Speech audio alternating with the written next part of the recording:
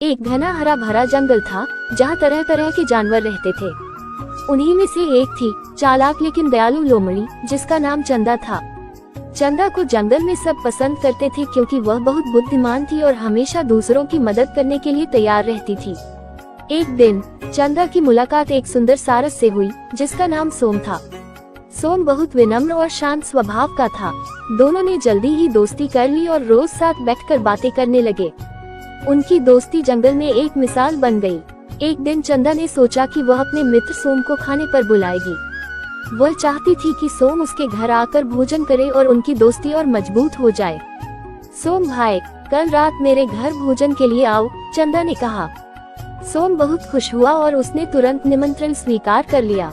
अगले दिन चंदा ने स्वादिष्ट खीर बनाई और उसे एक चौड़ी थाली में परोसा।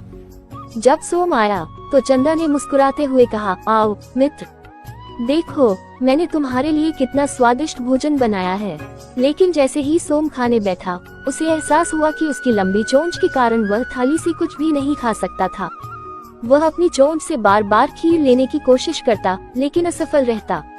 दूसरी ओर चंदा अपनी जीभ से मजे से खीर चाट रही थी।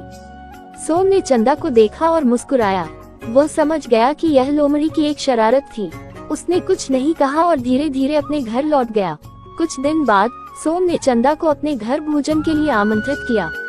लोमड़ी बहन, अब तुम्हें मेरे घर भोजन पर आना होगा।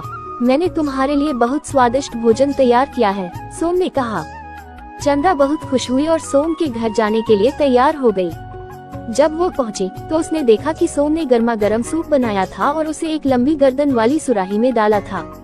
आओ मित्र, अब तुम इस स्वादिष्ट सूप का आनंद लो, सोम ने कहा। लेकिन अब चंदा मुश्किल में थी।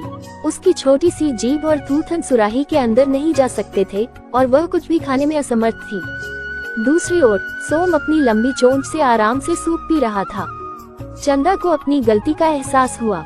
उसने शर्मिंदा होकर कहा, मुझे माफ कर दो सोम भाई। मैंने तुम्हारे साथ जो किया वह मजाक के लिए था, लेकिन अब मुझे एहसास हो गया कि यह सही नहीं था। सोम ने मुस्कुराते हुए कहा, कोई बात नहीं चंदा, सच्चे मित्र एक दूसरे को क्षमा कर देते हैं, लेकिन हमें कभी भी किसी को नीचा दिखाने के लिए शरारत नहीं करनी चाहिए। चंदा ने सिर झुका लिया और फिर दोनों ने मिलकर सूप का आनंद लिया। उस दिन से उनकी दोस्ती और भी गहरी हो गई और चंदा ने सीखा कि दूसरों की परेशानियों को समझना कितना जरूरी है। हमें कभी भी दूसरों की कमजोरियों का मजाक नहीं उड़ाना चाहिए। सच्ची मित्रता में एक दूसरे की भावनाओं का सम्मान करना बहुत जरूरी होता है।